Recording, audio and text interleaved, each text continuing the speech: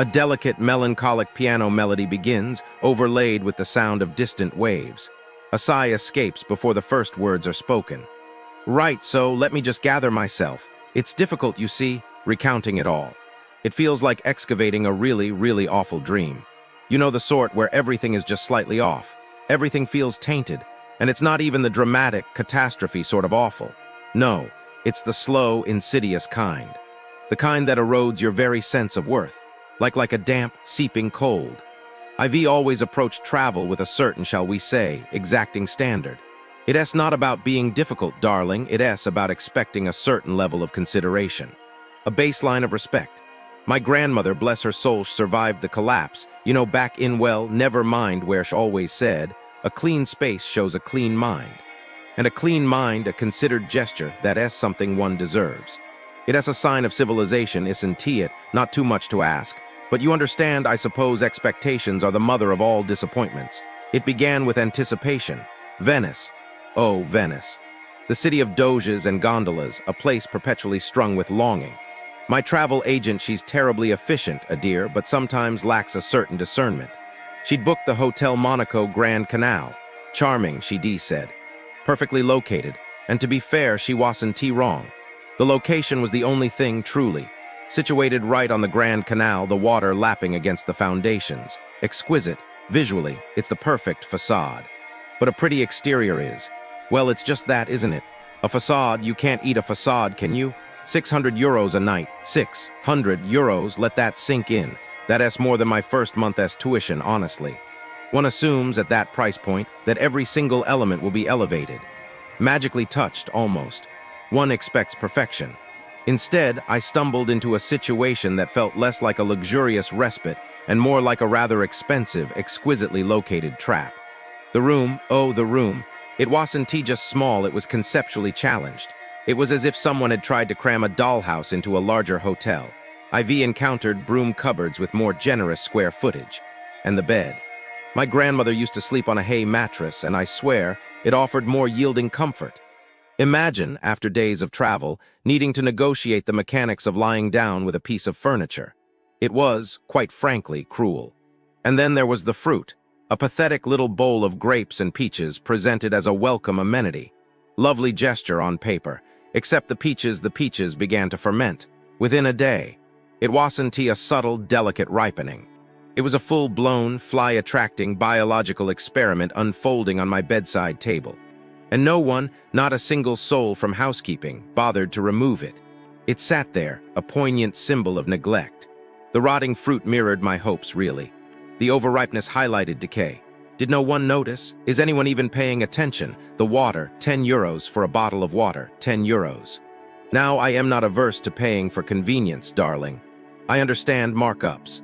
But to be charged for something that should be complimentary, something assumed to be complimentary given the astronomical room rate, it felt like a calculated insult. They were banking on the fact I wouldn't bother contesting a measly 10 euros. It's just degrading, isn't it? To be nickeled and dimed to the point of spiritual exhaustion. And breakfast. Oh, the tragedy that was breakfast. A buffet, ostensibly. But the hot items, the eggs, the bacon, the sausages were uniformly, resolutely cold. Not lukewarm, not slightly chilled. Ice cold. As if someone had prepared it the night before and then forgotten about it. I mean, honestly, one expects a certain basic competency. Is it that hard to keep a bain-marie at a consistent temperature? The businesses surrounding the Hotel Monaco Grand Canal, Venice, they're a disappointment, a persistent, dull ache of unmet expectation. It isn't a place brimming with authentic Venetian charm catering to the visitor. It's a carefully constructed illusion designed to extract maximum funds with minimal effort. A shadow of its former self, if the stories these reviews tell are any indication. And believe me, after sifting through these, a shadow is all that remains. Let's start with retail. The shops nearby, they operate on a principle I can only describe as aggressive pricing masked by false promises. They all seem to subscribe to this philosophy. You enter, drawn in by the allure of Italian craftsmanship, only to discover that Italian craftsmanship is a remarkably fluid concept. Coin, a department store, embodies this perfectly. It's a place where the price tag is merely a suggestion, subject to change based on the cashier's mood or, frankly, their ability to comprehend the internal systems. People have described waiting 40 minutes simply to have a loyalty card processed. 40 minutes, time you could spend admiring a canal or regretting your life choices, equally productive activities. But no, you're held hostage by a faulty machine and a staff seemingly indifferent to your plight. It goes beyond simple inefficiency. There are tales of suspected counterfeit goods being sold at premium prices, a handbag disintegrating after a mere month, only to be met with a shrug and the unsettling assertion that it wasn't really a designer bag. It's a bold move, selling a fake, a betrayal. My heart, it feels tarnished. It's a systematic dismantling of trust, packaged in a brightly lit, stylish store. This isn't an isolated incident, it's a pattern. They seem to be daring you to challenge them, testing the limits of tourist tolerance. And sadly, it seems many yield. And then there's the hospitality, the hotels. The Bauer Hotel attempts to exude luxury, but the reviews paint a picture decidedly less glamorous. A slow decay masking itself with expensive linens, leaking bathrooms, doors falling off their hinges secured with black tape, a complete disregard for basic maintenance. It's like a grand old lady desperately clinging to past glories, unable to afford the upkeep. But perhaps the most unsettling aspect is the changing atmosphere. Once family-owned, now under a fund, corners have visibly been cut.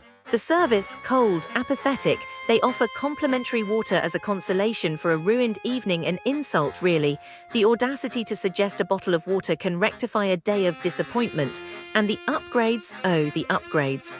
They graciously offer a superior suite, only to reveal it has a view of an inner atrium, a concrete box masquerading as Venetian charm, and then they attempt to charge the full price, claiming it was optional even after initial assurance.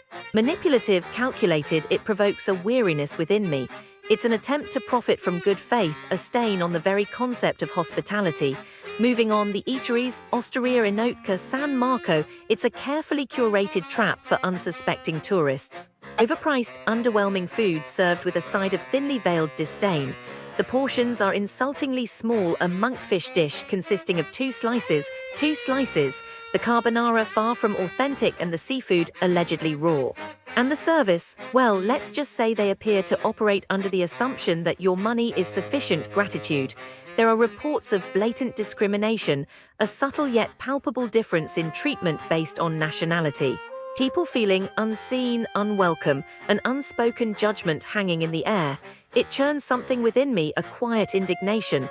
To deny someone basic courtesy based on their origin, it's a bleak reflection of the human spirit. I feel a tightening in my chest. It feels bad.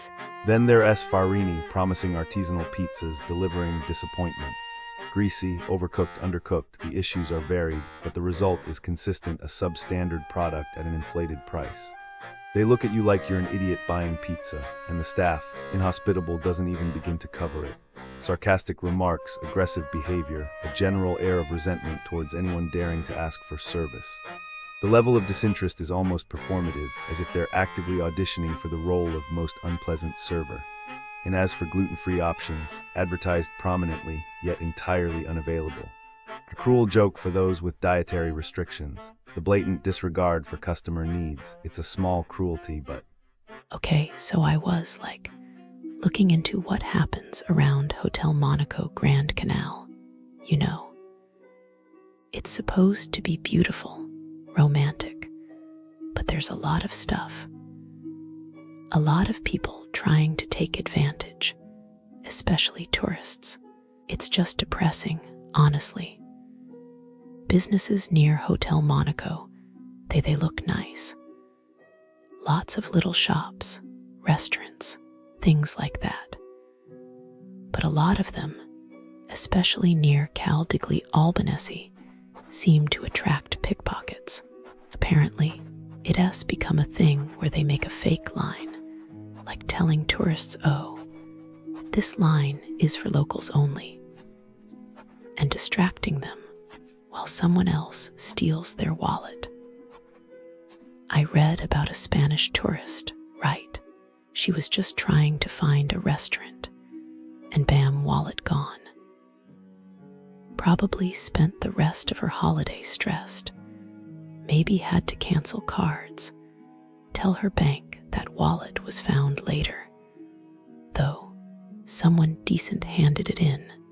But still, those pickpockets, the 9 girls, even kids as young as 11, they probably got a slap on the wrist and were back doing it the next day. It's just they don't care, you know. And it's not just that. Near the ACTV Vaporetto stop in San Marco Vallereso, businesses kind of rely on the chaos. There was this group, 3 people, distracting people while they stole a wallet with like 40 pounds. 40 pounds, not even a lot of money. The tourist didn't even realize until they were at the airport. Can you imagine? The police thankfully caught the tourist at the airport and got the wallet back. But what a nightmare. That tourist probably got delayed, missed their flight. Those guys probably got a restraining order, which they ignore, because what are they going to do? Actually make them leave. They probably just moved a few streets over and started again. Then there's this scam in Piazza San Marco, near Hotel Monaco, with people pretending to be deaf-mute, asking for donations. 17 of them. It's just so wrong. You know, like pretending to be vulnerable to get money. While one person distracts you, the other might try to steal from you. It's awful. Those people probably just kept at it, moving around, changing their story. Tourists probably felt guilty, donated